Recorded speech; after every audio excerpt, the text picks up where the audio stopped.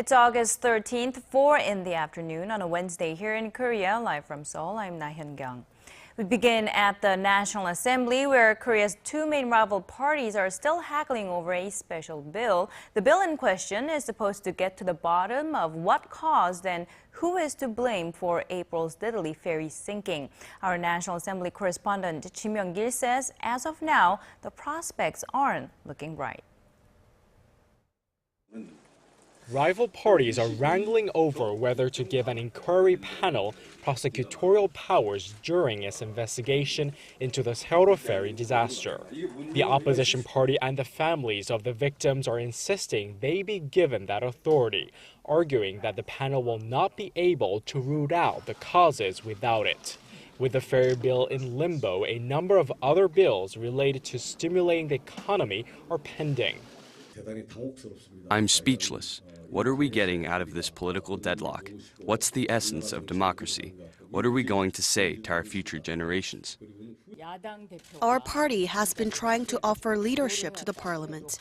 I've tried to break the impasse and have done my best to cooperate.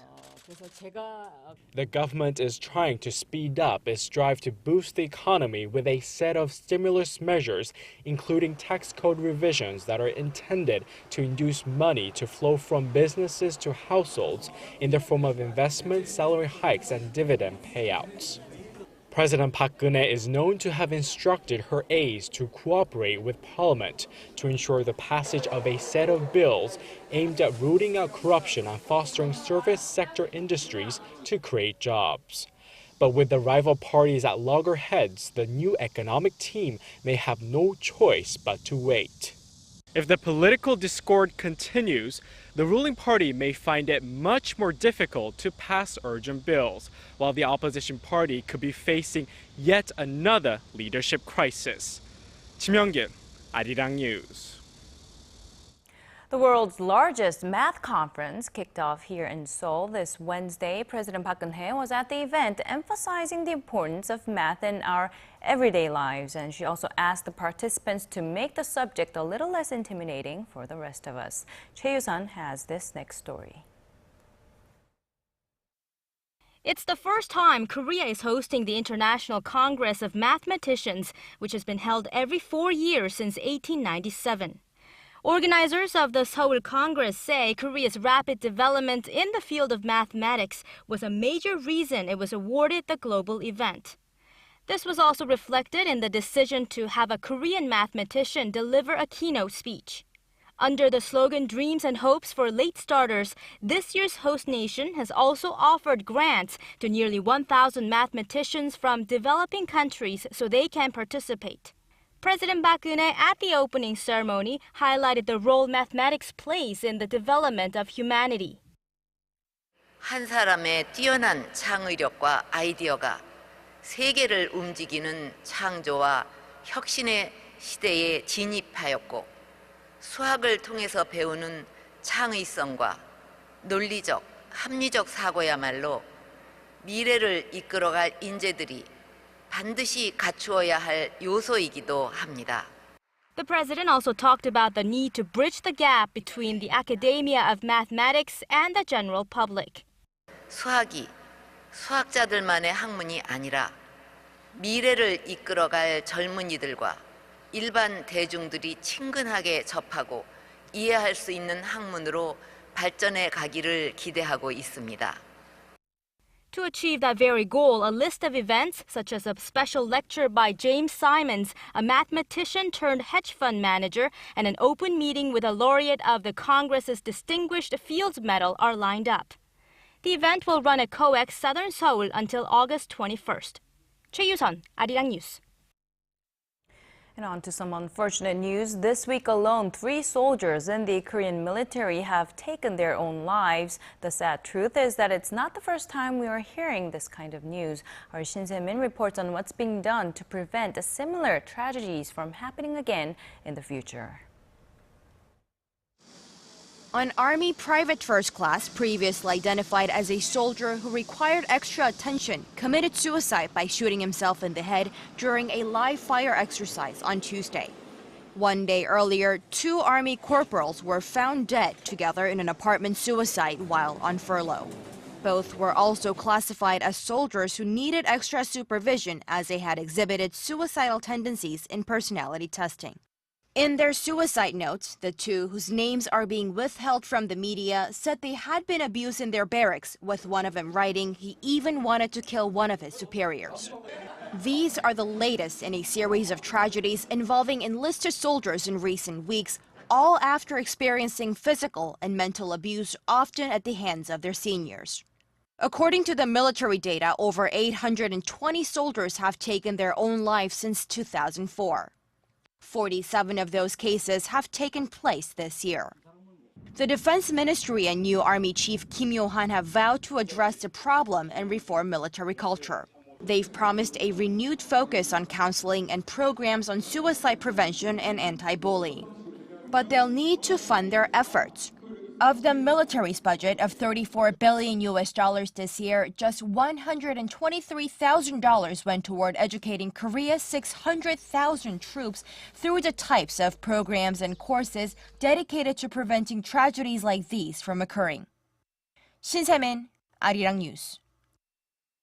And in light of those accidents, President Park Geunhye has called for changes within the Korean military. She ordered key commanders on Wednesday to ensure the culture of bullying is stamped out. On top of the stories we've just delivered, a conscript shot and killed few fellow soldiers at a general outpost near the inter-Korean border last month, and the beating death of an army private in April was recently revealed as well. Defense Minister Han Min-gu on Wednesday introduced reform measures meant to bolster the protection of human rights and safety in the military. Around this time tomorrow, Pope Francis will have already started his 5-day visit to Korea. He will be greeted by President Park Geunhye at the Seoul Air Base on Thursday. It's the first time to Asia as a pontiff and the first papal visit to Korea in 25 years. Here's our Hwang Ji-hye with a rundown of the Pope's trip. Pope Francis won't be wasting any time upon his arrival in Korea on Thursday morning. After a short welcoming ceremony, he will head to the presidential office and meet President Park Geunhye. On Friday, the Pope will head to Daejeon to lead a mass at the city's World Cup stadium. There, he will console bereaved families and victims of April's Sewol-ho ferry disaster. On Saturday morning, the Pope will visit Seosomun Martyrs Shrine, where the largest number of Catholics were executed in the 19th century. After paying respect at the shrine, he will parade through Gwanghwamun Square to beatify 124 Korean martyrs. Beatification is a declaration by the Pope as the head of the church that the deceased faithfully lived a holy life and are now dwelling in heaven. And it's no coincidence that the ceremony is taking place in the heart of Seoul, where the Justice Ministry was located around 200 years ago. The Pope starts from where the martyrs lived their final moments and goes back to where they were declared sinners to beatify them. He is correcting the past and trying to heal the history of the persecution of Catholics. On Sunday, he will lead a concluding mass for the 6th Asian Youth Day at Hemi Fortress, located in the nation's southwest region. Around 2,000 young Catholics from 23 different Asian countries and some 4,000 young Korean Catholics will take part. On the morning of his last day in Korea, the Pope will hold a mass for peace and reconciliation at Seoul's Myeongdong Cathedral. Many expect the Pope to convey a message of hope and healing to those who are poor and marginalized, as his visit also includes meeting with the victims of Japan's wartime sexual slavery, laid-off workers from Korea's Sangyong Motor, and a trip to a rehabilitation center called 꽃동네. The Pope will fly back to Rome next Monday afternoon. Hwang Ji-hye, ARIRANG News. And for those who have yet to learn more about Pope Francis, going to an exhibition dedicated to him might be an option. Our Im Yoon-hee, who was at one such photo exhibition, says a picture indeed spoke 1,000 words. Considered one of the most powerful figures in the world, the Pope leads an estimated 1.2 million people. as head of the Roman Catholic Church. But who is this man, welcomed by over 1 million lives across the globe? Pope Francis assumed papacy in March of 2013 and has since then established a reputation as one of the most non-conventional popes to take the seat, even earning a nickname as the People's Pope. This picture was taken right after Pope Francis was elected, and contrary to previous popes, he chose not to wear the traditional ornate robe and hat. Instead, he wore his everyday robe. So the others were stunned.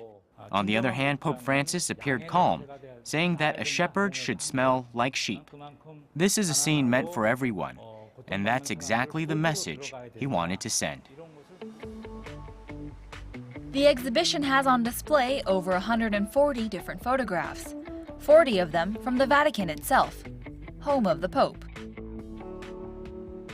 The various different shots capture scenes of Pope Francis along his papal journey, as well as scenes of other members of the Roman Catholic Church over the years. Another contributor to the exhibition is photographer Baek Nam-sik. He's followed pontiffs for 46 years, capturing major Vatican events with the click of his camera.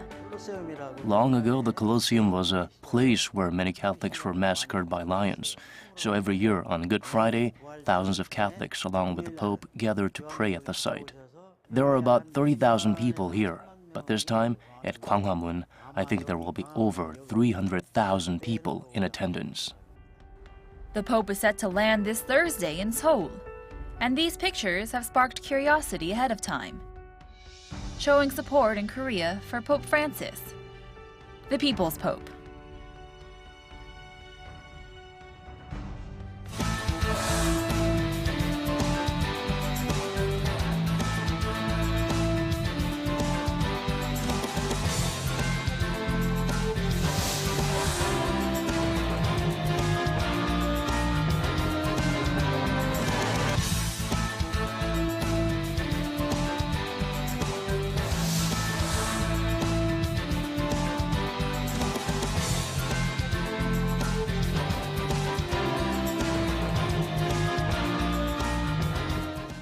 As you just saw, the Bank of Korea will decide its key interest rate tomorrow. Expectations are high that the rate will be cut. If it is taken down a notch, it will be the first such move in 15 months and would suggest that BOK policies are falling in line with the Finance Ministry's efforts to revitalize the economy. Our Son Jung-in has this report.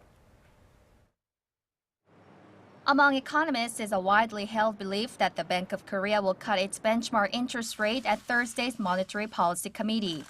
Now the focus is on by how much.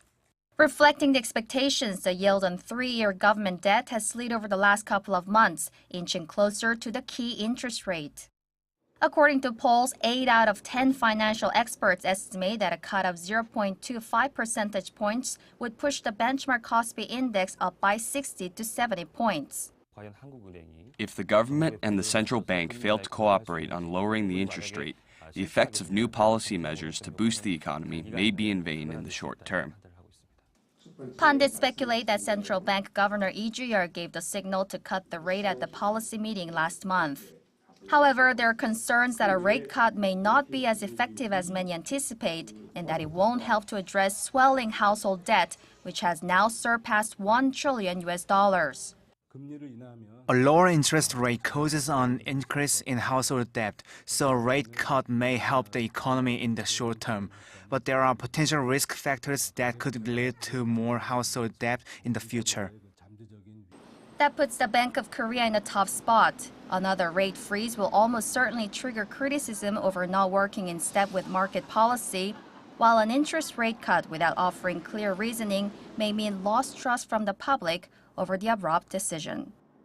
Son Jung-in, ARIRANG News. And the number of new jobs rebounded in July after shrinking for the previous 4 months, fueling hopes of a pickup in the nation's economic recovery. Statistics Korea says yearly job growth topped 500,000 in July from less than 400,000 the month before, after peaking at more than 800,000 in February. Employment improved in the manufacturing, retail, and construction sectors in particular. The jobless rate, however, also inched up to 3.4% in July. The agency says it's because more people are choosing to jump into the job market. Now, young job seekers are still facing tough conditions, though, with the jobless rate among those aged between 15 and 29 standing at 9%. Korean consumers should be able to buy products like perfume and cologne tax-free starting next year, but only when they are purchased directly from overseas buyers. The Finance Ministry says it plans to submit a tax revision bill to Parliament for products that are imported for self-use. The new measures will exempt taxes on goods valued at below 150,000 won or $146. Currently, a special consumption tax of around 10% and 2 other surcharges are imposed on overseas purchases of products like perfumes and royal jelly. Now, a new study shows 60% of Koreans these days feel as though they are struggling to keep pace with their neighbors. Our Kim Min-ji takes a look at what's making them feel so unstable. 6 out of every 10 Koreans say they feel insecure about their socioeconomic status. In a survey conducted by the Korea Institute for Health and Social Affairs on 1,000 people, 60% of respondents said they felt unstable. Half of them said they felt quite unstable, 22% generally unstable, and 8% very unstable. Just 1% of those who responded said they felt very stable about their socioeconomic state. Then what is it making Koreans feel so unsteady? Insufficient income topped the list, followed by job insecurity, a growing distrust in society, a lack of government support, and health issues. As for everyday concerns, the respondents cited reasons ranging from their jobs and what they'll do post-retirement to education, health, and safety. The feelings of socioeconomic insecurity aren't unwarranted. While the income of 2-person households in urban areas has risen 16% over the last 5 years, household spending has far outpaced it. As a result of increased spending on housing and education, the number of low and middle-income households in debt has risen, with nearly 70% now having to pay off interest and principal. As of 2012, about 60% of households had an average debt of about $60,000. Kim Min-ji, ARIRANG News. Bringing you the fresh updates from stories breaking in Korea and abroad. We give you a bigger and better picture of the world. Join Na Hyun-kyung live from Seoul. Every weekday, only on ARIRANG.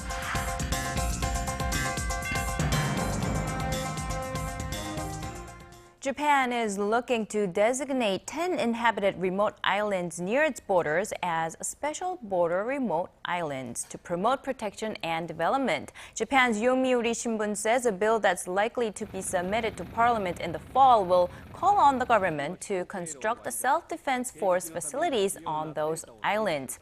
Candidate islands include the Oki Islands in Shimane Prefecture. They are around 160 kilometers away from Korea's Dokdo Island, a territory Japan claims to have sovereignty over. Meanwhile, Japan's Kyodo News Agency reports over 100 senior maritime self-defense force officers visited the Yasukuni War Shrine back in May. That's the shrine Korea and China see as a celebration of Japan's past militarism, as several Class A war criminals are laid to rest there. And staying with Japan expanding military presence, a group of Japanese firms are planning a test flight next year for the nation's first homegrown stealth fighter jet. The consortium, led by Mitsubishi Heavy Industries, is reportedly developing a jet that has similar technology to U.S.-made F-35 stealth fighters. Our Kim Ji-yeon reports. This is Japan's new generation of stealth fighter jets, the Shinshin. It's 14 meters long and equipped with double engines to produce extra lift and power control mid-air. It's largely aimed at rivaling the stealth capability of China's fighter jets, the Zen-20, which will be combat-ready in 2017. The latest model, manufactured by Mitsubishi Heavy Industries, is being prepared for flight experiments in January of next year, and the Japanese Defense Ministry says it's expected to put them into use by the year 2030. Up until now, airplanes faced risks of damage if the front part tilted upwards. However, with the alteration of the exhaust system, the new model is designed to fly fast even if the front part tilted upwards. The development of high-tech weaponry by the Japanese government is being met with concerns that it will trigger an arms race in Northeast Asia, already plagued with unresolved territorial and historical spats. It also comes as Japan's ruling Liberal Democratic Party plans to propose a bill to expand the range of military activity of its self-defense forces in the region. Kim Jeon, ARIRANG News. And over in Iraq, the U.S. is beefing up its presence there. Washington says it will send an additional 130 military personnel to the Kurdish part of Iraq. U.S. Defense Secretary Chuck Hagel says they will be military advisors and will not engage in combat. The group of 130 are reported to be Marines and Special Operations Forces who will help assess the humanitarian situation there. This as tens of thousands of Yazidis are still said to be trapped on Mount Sinjar and in desperate needs of food, water, and shelter. Now, on the political front, pressure for Iraqi Prime Minister Nouri al-Maliki to step aside is growing. One of his biggest supporters, Iran, has announced it now backs Prime Minister-designate Haider al-Abadi, who has 30 days now to pull together a cabinet and form a new government. And on to the latest on the Ebola outbreak in West Africa. 75-year-old Spanish priest Miguel Pajares passed away yesterday after receiving ZMapp, the test drug, 3 days earlier. This as the World Health Organization approved the use of experimental drugs in treating Ebola patients. The WHO concluded it is ethical to use unlicensed medication, with the death toll now exceeding 1,000. The maker of the test serum ZMapp says it now has run out of the test serum, though, after its final doses were sent to Liberia. The Liberian government says the drugs would be used to treat 2 infected doctors, in which case they will be the first Africans to receive the drugs. Potential treatments and vaccines.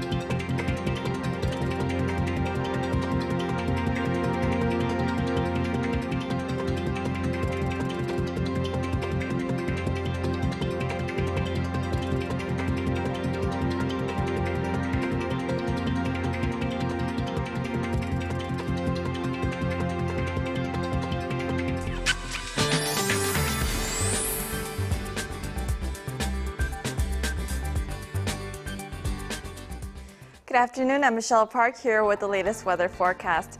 An ultrafine dust advisory has gone into effect here in the nation's capital. Now that, along with the fog and the cloud cover, has made a murky day, but it has, however, brought temperatures down to the high 20s. Now, right now, we have cloudy skies nationwide and sporadic showers in the central region, while areas down the south will see the precipitation until Friday. Now through tomorrow, between 20 to 60 millimeters are forecast to fall in Jeju Island and the Gyeongsang-namdo province, and 10 to 40 in the south of the mainland, and 5 to 20 millimeters elsewhere. Now going over to our temperature readings. Seoul will top out this afternoon at 28 degrees. Meanwhile, the southern cities such as Gwangju and Busan will top into the high 20s as well. Now going over to other regions, Jeju Island tops out to 28, Dokdo reaches 26, while Mount Kumgang tops into the 19. Well, that's all for now. I'm Michelle Park, and here's a look at the weather conditions around the world.